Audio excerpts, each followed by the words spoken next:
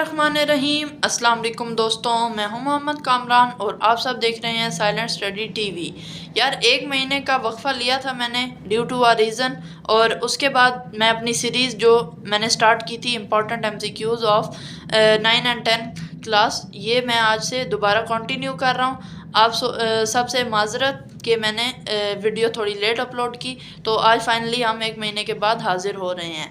तो आज हम सीरीज़ नंबर 6 पर हैं। पहली 5 की 5 सीरीज़ इस चैनल पर अपलोड हो चुकी हैं। अगर आप चाहते हैं कि उनको विज़िट करें तो आपको इसी चैनल पर वो मिल जाएंगी, और इस प्लेलिस्ट को भी एक्सेस कर लें ताकि आपको नई आने वाली वीडियोस भी मिलती रहें। तो आगे बढ़ते हैं अपनी वीडियो में और स्टार्ट करते हैं अपने MCQs। जी, तो MCQ नंबर 1 पर आते हैं। वो है हमारे पास a line whose both ends are on a circle and do not pass through the centre of circle is called cord.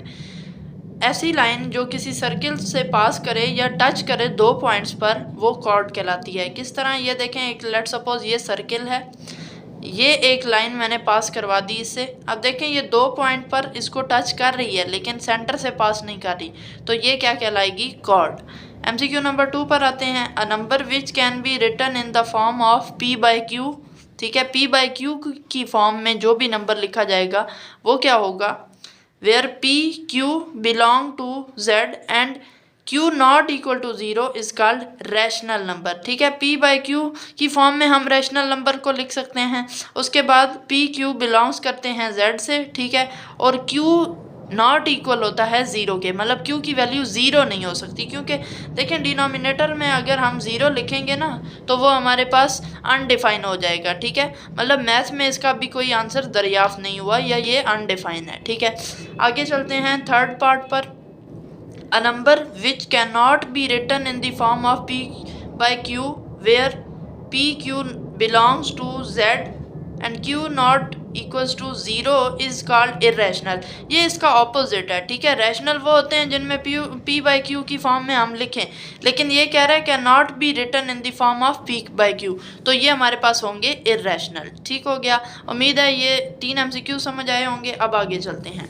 Part number 4 है हमारे पास। How many straight lines can pass through 2 different point लेते हैं। Let suppose ये देखें, ये 2 different points हैं। ठीक है, इससे कितनी लाइंस पास कर सकती हैं? हमेशा एक ही लाइन पास करेगी। अब बहुत से बच्चे कहेंगे कि सर इस तरह भी हो सकता है, लेकिन ये देखें ये एक पॉइंट से पास हुई है, 2 से नहीं पास हुई। 2 से हमेशा एक ही लाइन पास होती है और वो ये है। ठीक है, तो हमारे पास 2 पॉइंट से कितनी लाइन पास होंगी? सिर्फ एक ही। तो tan 60 डिग्री किसके इक्वल होता है? ये हमारे पास √3/2 के इक्वल होता है। ट्रिग्नोमेट्रिक टेबल मैंने आपको इसी चैनल पे प्रोवाइड किया था इन द फॉर्म ऑफ शॉर्ट, उसको भी देख लें। उसमें सारे आपके पास जो रेशोज़ हैं, को रेशोज़ हैं, उनकी वैल्यूज़ दी हुई हैं। ठीक है, अब आगे चलते हैं पार्ट नंबर 6 पर। cos square theta minus sine square theta, ये आपने मैथमेटिक्स में पढ़ा होगा। ये किसके इक्वल होता है? cos 2 थीटा के। अब चलते हैं आगे। a³ + b³ + 3ab into a+b किसके इक्वल होता है? a+b होल क्यूब के। ये इजी सा MCQs था लेकिन ये अक्सर पेपर्स में आ जाता है। चलते हैं आगे पार्ट नंबर 8 की जानिब। tan 90 माइनस थीटा, ये किसके इक्वल होता है? cot theta. अपने को रेशो के इक्वल या होता है cot थीटा के। ठीक है, tan किसके इक्वल होता है? कोटेंजेंट या cot थीटा के। ठीक हो गया, जब हम यहाँ कोई भी एंगल पुट करेंगे तो वो हमारे पास cot थीटा के इक्वल आएगा। अब चलते हैं पार्ट 9 पर।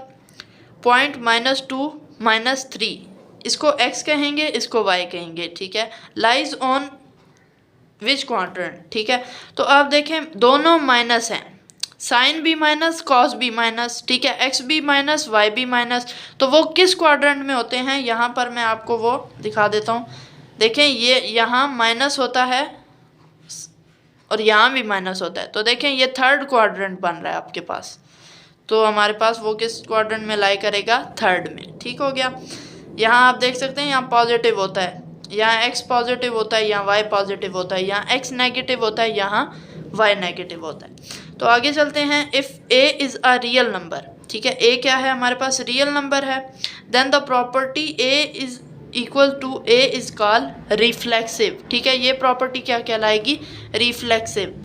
MCQ 11 है हमारे पास। The value of P/Q is equals to P by Q की वैल्यू किसके इक्वल होती है? देखें, जब भी हम लिखते हैं फ्रैक्शन की फॉर्म में तो हमारे पास ये पी माइनस क्यू हो जाता है, ठीक है, log P minus log Q. तो यहाँ आपको शो हो चुका होगा log P minus log Q. और जब मल्टीप्लाई करते हैं, इसी की रिलेटेड मैंने एक और भी प्रॉपर्टी बताई है आपको, तो प्लस हो जाता है, ठीक है। ये आपने याद रखना है, जब फ्रैक्शन या डिवीजन हो तो माइनस, और जब हम मल्टीप्लिकेशन करते हैं तो प्लस। ठीक हो गया।